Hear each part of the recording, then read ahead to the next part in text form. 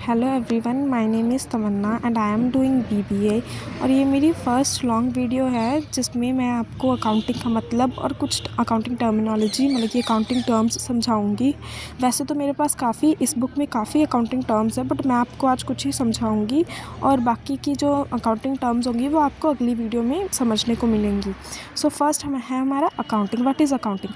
Accounting का मतलब होता है कि अकाउंटिंग में हम रिकॉर्डिंग करते हैं, क्लासिफिकेशन करते हैं, समराइजिंग करते हैं, इंटरप्रेट करते हैं। मतलब कि हम ना उसमें जो हमारी जो एक बिज़नेस में जो भी फाइनेंशियल ट्रांजैक्शंस होती है ना, उनके साथ डील करते हैं। फिर उसके बाद है अकाउंटिंग टर्मिनोलॉजी। फर्स्ट है अकाउंट। अकाउंट एक ऐसी स्टेटमेंट होती है जिसमें कि हम ट्रांजैक्शंस वगैरह रिकॉर्ड करते हैं। अकाउंट किसी पर्सन का भी हो सकता है, अकाउंट किसी एसेट का भी हो सकता है, या किसी पर्टिकुलर इनकम और एक्सपेंडिचर का भी हो सकता है। और अकाउंट हमेशा टी फॉर्म में होता है। और जो अकाउंट होते हैं उसके दो साइड्स होते हैं, एक डेबिट साइड होती है और एक क्रेडिट साइड होती है। जो मतलब कि जो लेफ़्ट साइड होती है उसको हम डेबिट साइड बोलते हैं, और जो राइट साइड होती है उसको हम क्रेडिट साइड बोलते हैं। उसके बाद है एसेट। एसेट मतलब कि एसेट को हम बोल सकते हैं कि वो किसी ऑर्गेनाइजेशन या किसी बिज़नेस या किसी कंपनी की वो प्रॉपर्टी है।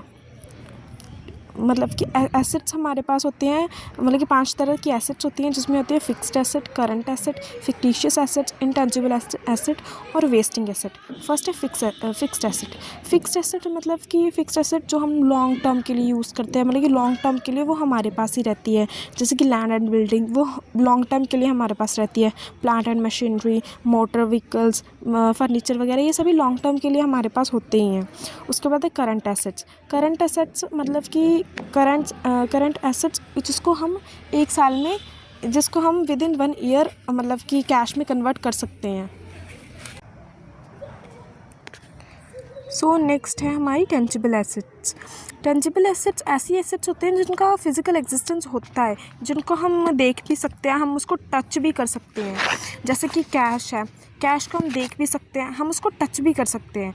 और उसके बाद stock, furniture, tools, machinery, building, इन सब को हम देख भी सकते हैं और ऑब्वियसली टच भी कर सकते हैं। और जो इंटेंजिबल, उसके बाद है इंटेंजिबल एसेट्स। इंटेंजिबल एसेट्स वो वाली एसेट्स होती हैं जिनका कोई फिजिकल एग्जिस्टेंस नहीं होता, मतलब कि वो उसको हम सिर्फ फील कर सकते हैं, देख सकते हैं, उसको हम टच नहीं कर सकते।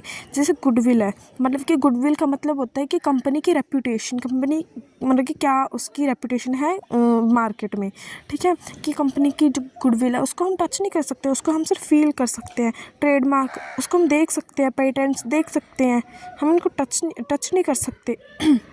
उसके बाद है लिक्विड एसेट्स।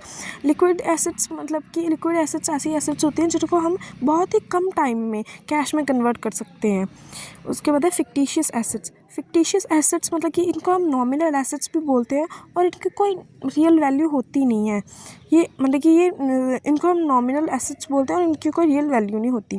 उसके बाद है वेस्टिंग एसेट्स। वेस्टिंग एसेट्स ऐसी एसेट्स होती हैं जो कि कुछ टाइम बाद ही उनकी वैल्यू खुद ब खुद कम होनी शुरू हो जाती है। अगर हम उनको ना यूज़ करेंगे ना तब भी उनकी वैल्यू कम हो ही जाएगी।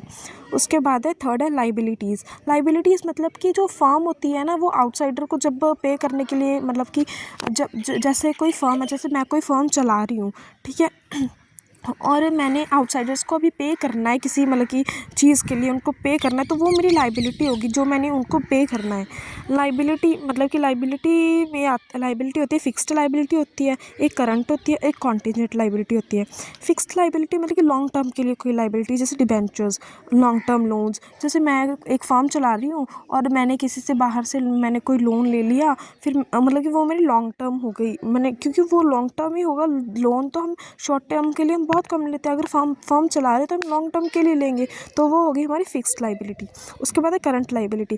करंट लाइबिलिटी जैसे कि उसमें आती है कि जो हम थोड़े टाइम के लिए जो लाइबिलिटीज़ होती है, कम टाइम के लिए होती है, जैसे बैंक ओवरड्राफ्ट। बैंक ओवरड्राफ्ट का मतलब होता है कि जैसे मेरा बैंक अकाउंट है, ठीक है, उसमें है 10,000 रुपये हैं, अगर उसमें, तो अगर मैंने उसमें से 10,500 या 11,000 12,000 निकलवा लिए ना, तो जो उसका मतलब कि 1,500 या 2,000 जो मैंने एक्स्ट्रा निकलवाए ना, वो बैंक ओवरड्राफ्ट हो जाएगा। तो बैंक ओवरड्राफ्ट ये हमारी करंट लाइबिलिटीज़ है। Short term loans, outstanding expenses, ये सब हमारी करंट लाइबिलिटीज़ है। उसके बाद है कॉन्टीजेंट लाइबिलिटीज़। कॉन्टीजेंट लाइबिलिटीज़ ऐसी होती हैं कि हमें नहीं पता होता कि ये लाइबिलिटी आएगी या नहीं आएगी, हम सिर्फ एक मान के चलते हैं, हाँ भाई ऐसा कुछ हो सकता है, तो उसके लिए हम मतलब कि वो होती है कॉन्टीजेंट लाइबिलिटी। उसके बाद है कैपिटल। कैपिटल मतलब कि जो प्रोप्राइटर मतलब कि जो पर्सन है वो जो अमाउंट इन्वेस्ट करता है किसी बिजनेस में in the form of cash, in the form of goods, मतलब कि कोई किसी भी अदर फॉर्म में, वो होती है कैपिटल। वो बिजनेस की कैपिटल होती है। कैपिटल 3 टाइप की होती है, फिक्स्ड कैपिटल, एक फ्लोटिंग और सर्कुलेटिंग कैपिटल और वर्किंग कैपिटल। उसके बाद फिफ्थ है ड्राइंग्स का मतलब होता है कि जो प्रोप्राइटर है, जो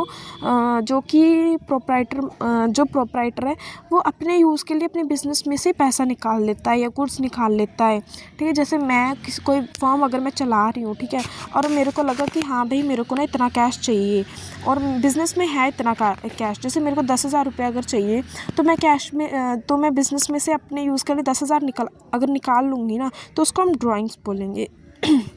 उसके बाद है रेवेन्यू का मतलब होता है कि हम किसी चीज़ को मतलब कि in accounting revenue means income which arises as a result of business transaction. ठीक है, as a result of business transaction, जैसे मैंने कोई बिजनेस ट्रांजेक्शन की, मैंने किसी को कोई सामान बेचा, ठीक है, मतलब कि उसकी एक्चुअल कॉस्ट थी 10 रुपये और मैंने किसी बंदे को 15 रुपये में बेचा, तो जो वो 5 रुपये थे ना, वो मेरा रेवेन्यू था। ठीक है, उसके बाद है एक्सपेंसेस मतलब कि हम जो गुड्स और सर्विसेज को बनाने के लिए हम जो भी एक्सपेंसेस लगाते हैं, जो भी हम खर्चा करते हैं, उसको बोलते हैं एक्सपेंसेस। उसके बाद है loss. A loss is an expenditure without any benefit to the firm, whereas expense is incurred to result in some benefit. Loss by fire, loss by theft are some example of losses. Losses का मतलब होता है कि losses कई प्रकार के हो सकते हैं। लॉसेस का मतलब होता है कि अगर हमने जैसे हमें लगा था कि हमने कोई हमारा 9th पॉइंट है गुड्स मीन्स कमोडिटीज़, या मतलब कि कमोडिटीज़ जिसमें हम डील्स करते हैं। जैसे कोई भी कंपनी है, वो बॉटल बेच रही है, तो बॉटल उसके लिए उसकी गुड है कि वो अपने गुड्स बेच रही है, वो अपनी सर्विसेज प्रोवाइड कर रही है। गुड्स में मतलब कि गुड्स की टाइप्स है आगे purchase return, cell return. Purchase मतलब कि जब हम कोई चीज़ मतलब कि ख़रीदते हैं, रीसेल करने के लिए कोई चीज़ ख़रीदते हैं, जैसे कोई भी कंपनी है वो रॉ मटेरियल ख़रीदती है, तो वो उसके लिए परचेज़ होगा। अब सेल, जब वो कंपनी रॉ मटेरियल को फिनिश्ड गुड में कन्वर्ट करेगी और उसको बेचेगी, तो वो होगी सेल्स। परचेज़ रिटर्न मतलब कि परचेज़ रिटर्न को हम रिटर्न आउटवर्ड भी बोलते हैं। परचेज़ रिटर्न का मतलब होता है कि जब किसी कंपनी ने रॉ मटेरियल ख़रीदा और वो रॉ मटेरियल में से कुछ रॉ मटेरियल डिफेक्टिव निकला, तो वो होगी उसकी परचेज़ रिटर्न। और जब उसने फिनिश्ड गुड्स बनाए और फिनिश्ड गुड्स जब उसने बेचे, उसमें से कोई आधा डिफेक्टिव निकल गया और किसी कस्टमर ने उसको वापस कर दिया, तो वो होगा सेल्स रिटर्न। हमारा 10th पॉइंट है स्टॉक मतलब कि स्टॉक होता है कि हमने कितनी गुड्स स्टोर करके रखी हैं अपने वेयर हाउस में, अपने गोडाउन्स में, वो होता है हमारा स्टॉक।